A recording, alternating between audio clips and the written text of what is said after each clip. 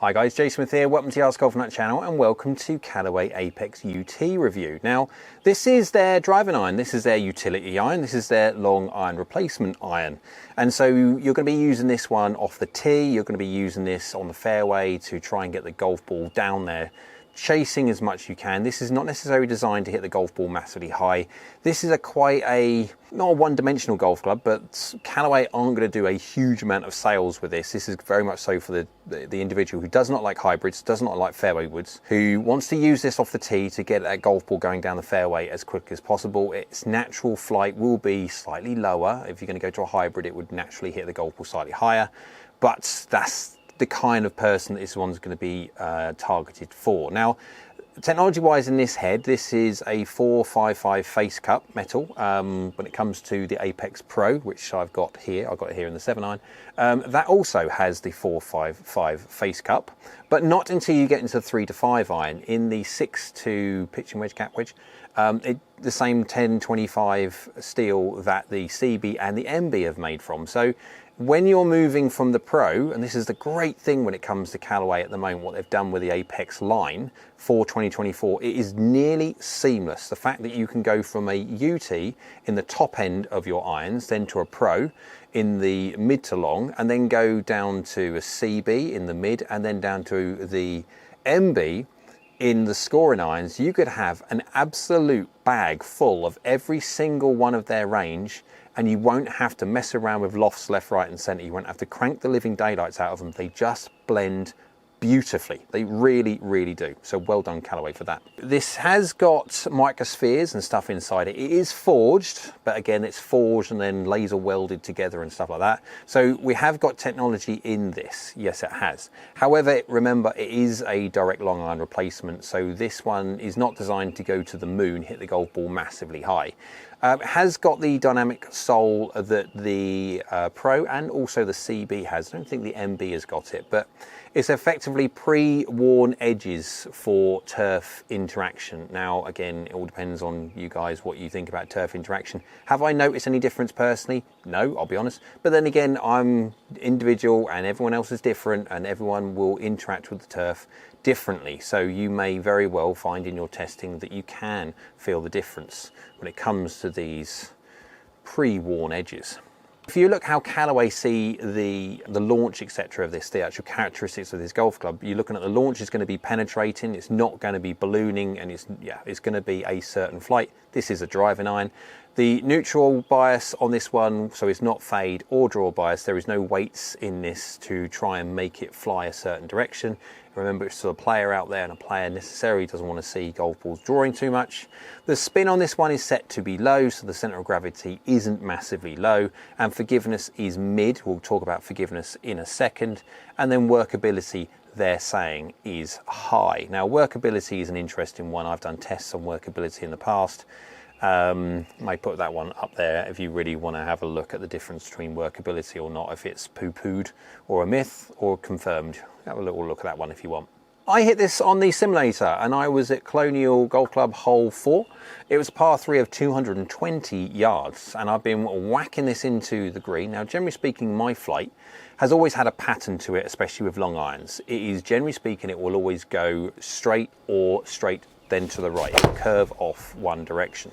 I'm not someone who massively pulls my driving irons or my long irons. It will have a flight moving to the right or straight, moving to the right or straight. So I've got a one-way miss on that, which is handy for when it comes to me just knowing where to physically aim, because it will have the movement out that way, so I have to aim accordingly. And this pin was on the left-hand side, so I didn't have to worry too much about going left, but it was protected by bunkers. This works quite well, as you'd expect it to. It's a 20-degree direct long iron replacement. It pumps the ball out there quite fairly. Now, averages on this one was 136.6 miles an hour, launching at 13 degrees. It is a 20-degree head, but because it's an iron, I play this as an iron, I still de-loft it slightly. Spinning at 3,300, it's going 30 yards in the air and descenting at 40.5 degrees. Now, 40 degrees is borderline for me of being able to control it. Unfortunately, yes, you're going to have a certain array of different shots in this, so I'm averaging out to 40. to stop this golf ball into a green, I've got to be trying to physically cut it. And those ones where I leave my face slightly open to a path, leave a little bit more loft on there, gets it going a little bit higher, but it will also stop a bit quicker, but then we'll also take a fraction of distance off. But it's doing okay. 215 yards, 226 total is okay. Having 11 yards of run out. Again, there's variance on there depending on if I hit the rough or hit into a bunker or stuff like that. But it is an amalgamation of many shots. If you want to have a look at the clubhead speed on there, I've hit a few different ones at different speeds. But 95 miles an hour on average, 1.44 efficiency. Now 1.44 efficiency, I nearly see as driver. This is a camera-based system, remember. Quad reads differently to TrackMan. TrackMan smash factor is generally speaking slightly higher because of where it measures, and on a radar-based system it's different to a camera. So the camera-based system runs efficiency slightly lower, and so seeing 1.44, and you can see on the list there some at 1.45 on the normal shots, wowzers. This thing has got one heck of a punchy face. I'm hitting 1.8 degrees down, and path is 0, 0.1, and face, you can see there, is 0.6 open. But you can see by the shots, I have a propensity to leave my face slightly open. That is my miss. I hit it fairly straight, or I curve it off to the right. Hit it fairly straight, or I curve it off to the right. And you see that on the screen above. 16.6 degrees of loft. It's a 20-degree lofted head, but you can see I'm de-lofting slightly. And 4 mil toe, 0 mil high is my average shot. I've got standard deviation on there as well. You can see by the ball and club compare screen that effectively striking out lot was pretty good, and there's my numbers, but you can see that's the flight. The flight is a bit more of a, it's like a ballistic missile trajectory, of which this is designed to do. If someone was going to have a higher dynamic loft delivery and has speed, absolutely has speed, then they will potentially be able to stop this on a green. But again, this is not really designed for that. This is for the golfer who really wants to pump one down the fairway, get it running. This is the summertime with this golf club. You get one off the tee running down there and it will just go and go and go. You're going to get some serious distance out of one of these things. So, forgiveness wise, I just want to go drop on a couple of different things. Now, I have tested this on forgiveness wise. They say it's mid. The only place I've really found that this thing is in any way, shape or form forgiving is out the toe. If you hit this out anywhere else, low on the face or heel, it kind of laughs at you, and it does. Please don't hit me there. But it is not too bad from the toe. I've got one here, 10 mil toe, 4 mil high, 96 miles an hour, clubhead speed 95.7. Again, this is going to be for the player. So I have swung at a half decent speed, because you're not going to find necessarily someone who swings at 65 miles an hour using one of these. But path and face were fairly pretty good, and 10 mil toe, 4 mil high is not bad whatsoever. It's gone 219 yards carry and 228 total. It's gone 28 yards in the air and 38.2 degrees descent angle, so you can see it's basically, I think it's hit the green and just run through the back, which is not a surprise. But then that is 14 millimeters off middle, so it's not middle, shall we say. We've got another one here, 11 mil toe, 3 mil low, so again, not middle. Because the face is fractionally open on this one, speed's at 97, so dialing up a little bit, going 33 yards in the air and 43.1 degrees descent angle. That will potentially stop. It's difficult. Again, we are talking about a green at 220, or the pin is at 220 yards away. So necessarily this thing, yeah, I'm pushing it to be fair. And the last one here, again, you can see just another capture of the toe.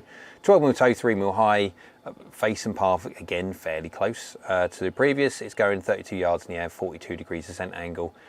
Carrying at 213, and again running slightly out the back, 226. It's doing fine. Now, for me, if I was going to be using this golf club, absolutely I would go to the UW. Callaway have got the UW fairway wood hybrid. It's called a utility wood. It's basically a blend between a hybrid and a fairway wood, and absolutely that would be my choice rather than the UT for me. I don't mind having, I don't really want one of these in the bag. Why? Because I want height, I want control, and if I want to pump something low, I can then get to my hybrid and I can lower the flight. If you're someone who's struggling for too much height and you think you could potentially use what this brings, absolutely. it'll be a good idea to test. As you can see by the shot map that I can pop up on the screen quickly, you can see that my flights, generally speaking, either go towards the pin or they tail off to the right. Go towards the pin, tail off to the right. And that is my pattern. And it is my definite pattern with these. And it has the same effect when I go from my, say, 7-iron, which is fairly straight, and then I go 6 and then 5. You can naturally see the curvatures just start to move. It favours a little bit more to the right-hand side. Everyone needs to know their patterns. As soon as I go to a hybrid, it changes again and I'm hitting much straighter.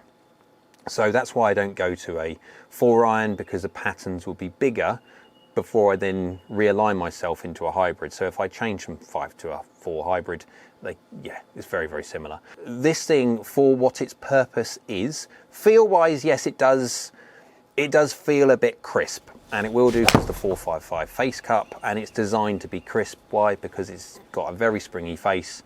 It has got urethane microspheres and it's got weights in there effectively to try and pump that golf ball out there.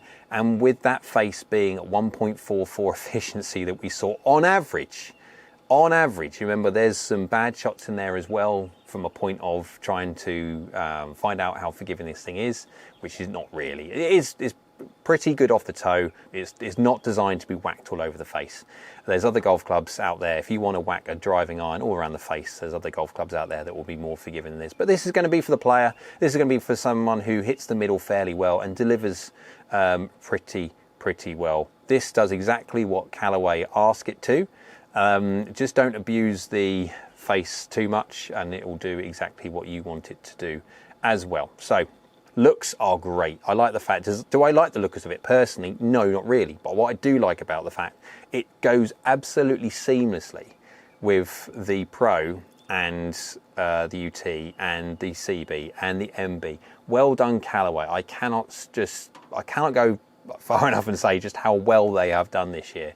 It is a fitter's dream, and for a golfer who wants continuity for their whole entire bag, this whole idea of Apex family is brilliant and is a proper goal for Callaway. So hope you liked the video. If you did, thumbs up. Go on YouTube, slightly so do I. Down there is a subscribe button. It's great for the channel and it's brilliant if you could subscribe, so thank you. Next to that is a bell icon. That's a notification bell. If you click that one, that will notify you next time I upload another video. So I hope you're well. We'll see you again soon.